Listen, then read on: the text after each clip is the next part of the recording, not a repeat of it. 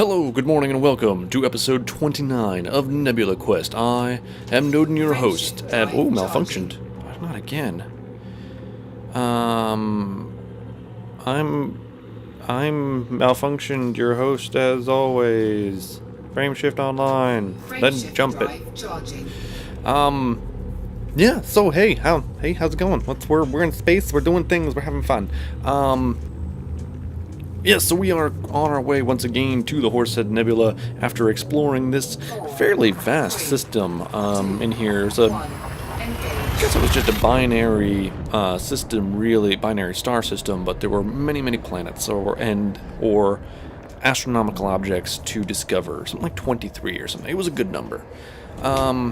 Still waiting on the old space stations to pop up one of these days. May actually have to make like a side trip or something one of these days to actually like just a couple things there to look at, because we're pretty low. I mean, we had that malfunction and I'm ready to get that repaired myself, so I would I could totally be okay with that suddenly being not a problem anymore, because it's happened a couple of times now. And that's inconvenient. Oh, it's so inconvenient. I'm like, oh, goodness gracious. So today is a big recording day. Was a big recording day for me because it's a day off. I haven't had many days off lately, and then oh god, I had issues with like software not working, and then recording software needing updating, and then all my settings being gone. Anyways, that's besides the point. Point is, today was a big recording day for me, and one of the things, new ones I did today was I did a big recording for The Invisible Apartment, which is a not a graphic novel, it is a visual novel, I believe is the technical term, and it's really fun. Like, it's just something that I can kind of read, and it's a game, but it's not really a game. It's just sort of there. You have a few like choose your own adventure style decisions that you have to make, but nothing too strenuous.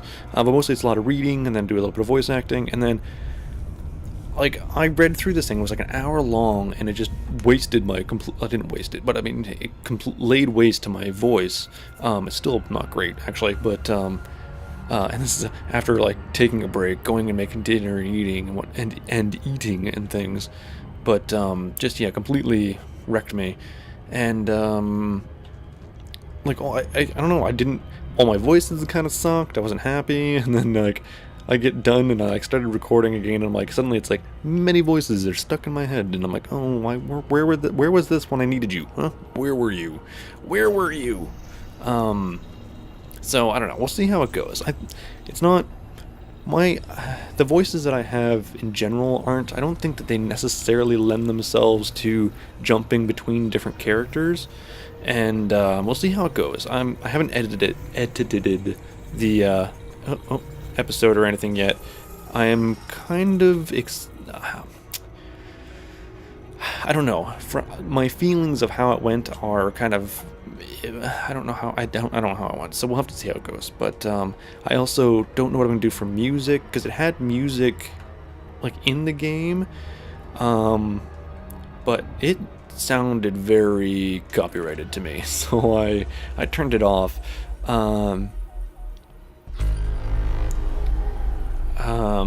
Yeah, so I turned it off. So we're gonna have to find some sort of alternative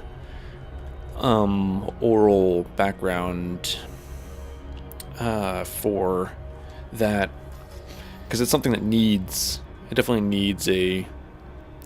needs something back there to kind of pick it up a little bit. It's not I don't know, otherwise it's just like my voice talking, and then a lot of background noises from everything that's going on in the house, and cats fighting or who knows what. Oh, people making coffee. The usual sounds, but I don't know. We'll see how it goes. Like I say. Is that a star, do you think, over there? That's pretty big and orange. How fast are we going? Close to 14, 15 times the speed of light. I guess we'll know in a second what is up with that when we start moving. I would think that we should see some shifting if it were much of a star.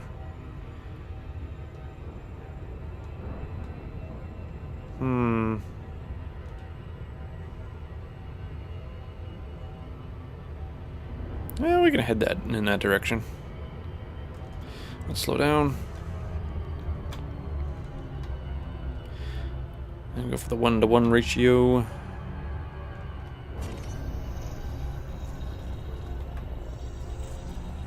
That should be close enough. I'm gonna keep an eye on that, guys, just so I know where it is. Ding ding ding ding ding ding ding ding ding ding ding ding ding ding. But I don't know. Yeah, so we'll see how it goes. Like I'm gonna record it. I'm gonna put it out anyways, no matter how it turns out. I am slightly worried that it didn't turn out fantastic, but that's, I don't know. It's just that might be just like my own. Oh, let's take a look at this. 1 second. Oh, sorry. What is this guy? He's very watery. Very blue from out here. 5,400, so it's Neptune-sized. Sort of ice giant. Looks kind of ice giant-y to me too. Looks kind of like Neptune. Or Uranus. Not quite Uranus-sized, but. Alright, big ice giant. Okay, so let's see if we can find that star again, see if it sticks out to us in our... Of course it's not going to, because now we're... I have no idea where the hell it was. That was a mistake. I might have made a mistake there. I think it was over here somewhere.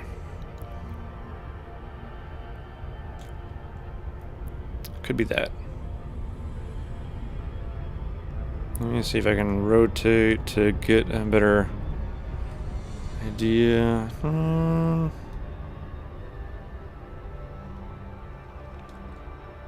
don't think that was it. I think we lost it. Whatever it was. If it was anything. What is that? I think it's just a dot with another dot. I don't think there's anything out here. I think that sun, whatever it was, is a little bit too small anyways. Let me lock onto this guy again. So what was it? M-class red dwarf. Yes, there's nothing that far out, I doubt. Okay, so let's just move on. Yeah, but anyways, it's a very strange feeling that I have with it, with like a hunk of work. Like, there's not too often where I do something, or hasn't been so far, very often where I've done something on the channel where I'm like, you know what, that's really not good and it's not going out. There's been a few things that haven't made it out.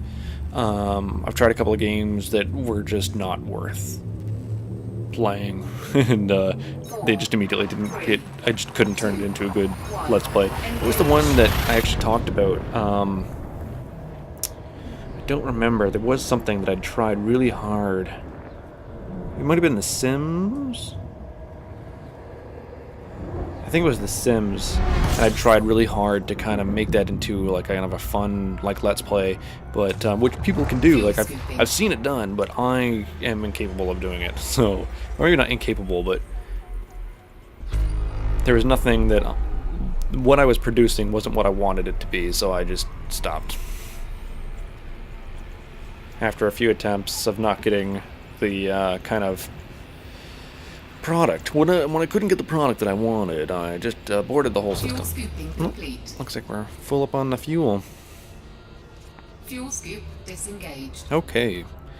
Let's throttle down, take a look at the sun and star. I mean, this thing. Gaseous Maximus.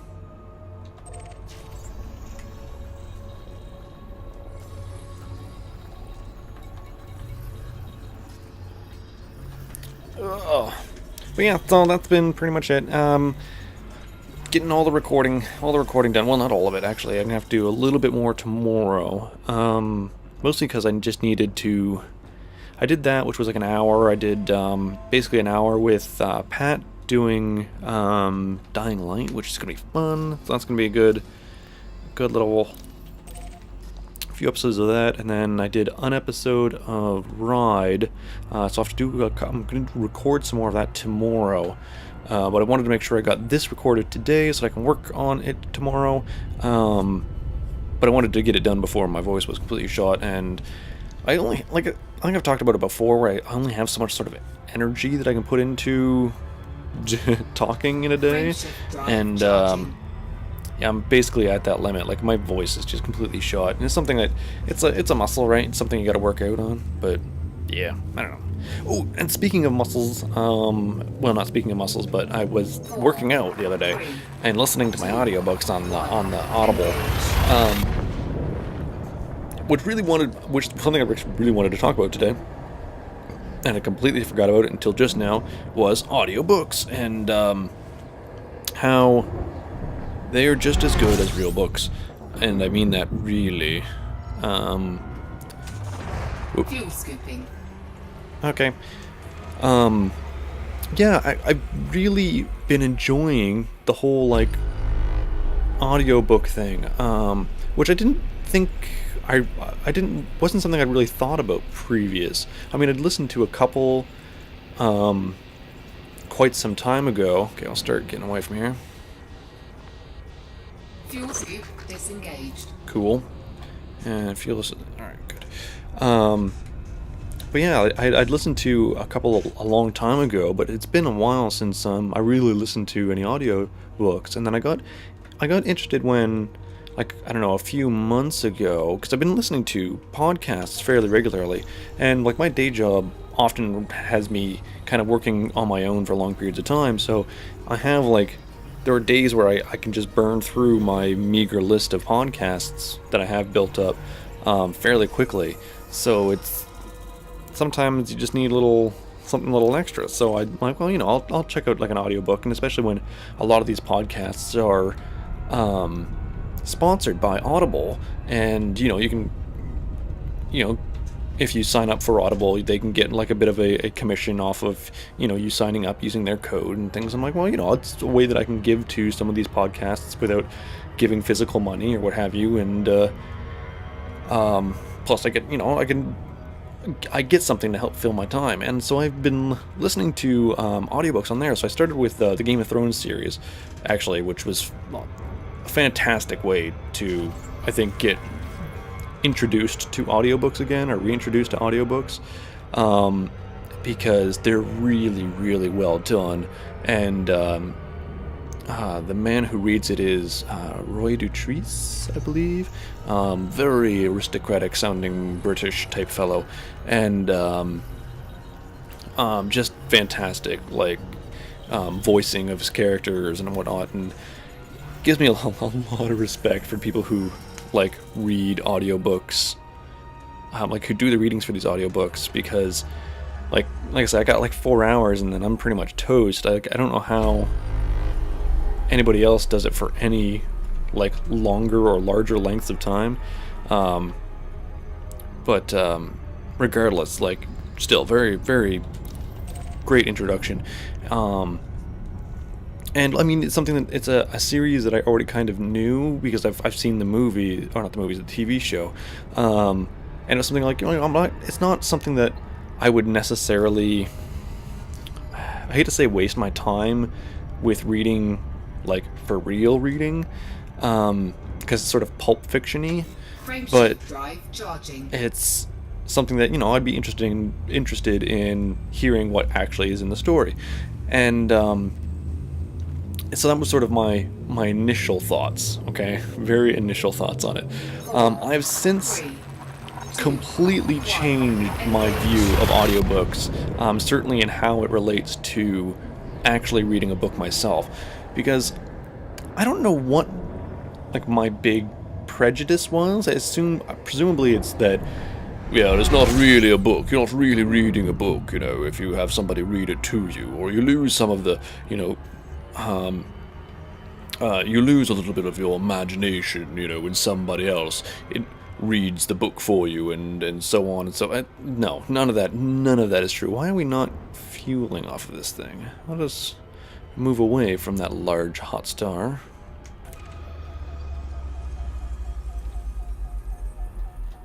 And then let's hit the brakes so we can scan this fat boy. It's just like a red dwarf, only a really bright one.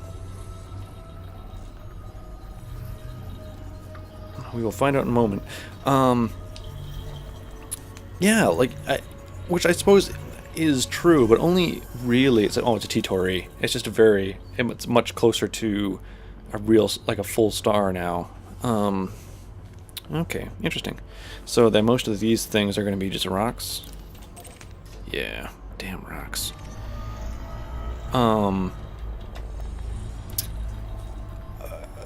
Yeah, anyway, so, like, and I think that was part of it. Like, part of me, because I'm a big, like, I like books, like, actual physical books, too. Even compared to, like I have my iPad, so reading a book on my iPad, like, there are specific books that I would read on my iPad, and other books that I would want, like, physical copies of. So if it was in previous, like, kind of pulp fiction-y stuff, I don't mind putting that on my iPad, but if it's something that I, like, literature that I actually want to have, like, if it was a new, well, not gonna be a new, but if it was, like, a Jean Le Carré book or something like that, I would rather have a physical copy of the book in hardcover, than, like, having just an audio, like, not an audio, but having just a, digital copy of it. And much of the actual, like, books that I read are nonfiction as well, which is another whole issue, because it doesn't lend itself to audiobooks very much. But it's something that, you know, it works really good on a digital format, because you can put links and things into them, and, like, you know, interactive videos and so on and so forth. All the stuff that you can't do with regular books you can do on a digital format, so it kind of works that way too, to a certain extent, for, you know, the right kind of material or what have you. Jumping back, Pulp Fiction and audiobooks is that, and that was sort of my into it, was because I'm like, well, you know, it's something I don't want to waste my time actually reading, but it's not like that at all. Now that I've gone through, like, so I've done all of the Game of Thrones books so far. Then I went on to, from a suggestion, and I don't know where I got the suggestion from, but to a series. Well, it's only 2 books at the moment, called what is it called? The first book is called The Bone Season, and the second book is called The Mime Order. And I'm going to get my phone out here so I can actually get the author's name, because these were fantastic books. They're sort of, I don't know, sort of fantasy, science fiction-y, new agey books, but they're also kind of teen level literature, so it's pretty pulpy, is what I'm saying. But they are actually it's a really fun story. It's a really great universe that they create. I shouldn't say it's not very teen, but it's sort of young adult. And they're fantastic books, and I really have enjoyed them. And the Samantha Shannon is the author. And Mime Order, yes, was the second one. Narrated by Alana Kerr. Alana Kerr. I don't know. Oh my goodness. This girl's voice. So I do a very little bit of the voice thing, and we've heard me rap lyrical about audio things in the past and whatnot. I can fall in love with a voice without ever seeing the person it's behind. It could be a male or female voice, that doesn't matter. It's not the person I'm in love with, it's their voice. And this woman, this girl, has such an amazing voice, and it's so expressive. And I'm sure that she put a lot of work into doing the readings for the audiobooks and whatnot. She does a number of voices and things like that. She does a really great job with it. And reading through through this visual novel today just gave me so much more, like, what's the word? Respect for what these people do. And listening back now to parts of this audiobook, and it's just like, I don't know, it's just fantastic. So it's one of the things I listen to at the gym as I throw, the audiobooks on or a podcast on, and it's something that's not like, it's not like sitting there listening to dance music or something like that, or whatever. It's, I can just be off and focusing on something else, and kind of getting, I feel more productive. It's like I'm brushing up with my Italian language using Duolingo. Like 20 minutes a day, 15, 20 minutes a day, but you do it when you're on the toilet. So instead of playing Flappy Bird, I'm brushing up on my Italian, being productive, using our time very wisely here at Gin Manor. So yeah, that's but I'm really enjoying it, and I'm really like the audiobook thing. I'm really looking to expand a little bit more. Like, I've got another audiobook in the wings because I've only got like an hour and 41 minutes left in the mime order, and then I've got the History of the World book, actually, which is actually a book I own a physical copy of. So it's a non-fiction book, but it's something that it's in my pile of books to read, and I just haven't gotten to it. It's just sort of like I have a fairly, I shouldn't say good knowledge, but I've got an okay amount of knowledge about some really focused pockets of time in world history, and I'm okay, better than average maybe, at knowing kind of where and when things happen in history. Like, it's very, like, you can say, like, oh, you're doing the Roman Empire, but I mean, it's one thing to say that, and another thing entirely to know sort of when the Roman Empire was. And I don't mean necessarily dates, but I mean compared to other things that were happening in the world, or what else was going on in the world in the time of, like, when, like, Caesar Augustus, became Caesar. Like, when does that, like, what else was going on? It's that sort of a thing. So it's like, which I don't know, but that's like, at that kind of level is knowing, okay, like, oh yeah, so you have the Ottoman Empire, and that was doing a thing, but when was that compared to anything else that was going on? So it's that comparative part of history that I don't know a lot about. So I'm trying a couple of these, like, broad, I want to try a couple of these broad sort of history books to say, like, just so I can get, like, a better image of world history, like the timeline of history as a whole. Does that make sense? I don't know. Anyways, but that's my thought. And so that's the next book that's on my list of things. So, but yeah, Audible, I'm enjoying my subscription. It's a bit pricey. It's basically $15 a month, Canadian, which is kind of pricey. I mean, I am getting through a whole audiobook a month. Actually, technically slightly more than a whole audiobook, though I will say, and let's declassify that. Let's do this. Can we just stop our all engines here? I will say that the Game of Thrones books are stupidly good value when you get them through Audible, because they're like 30 or so hours a piece. Cloud, all devices.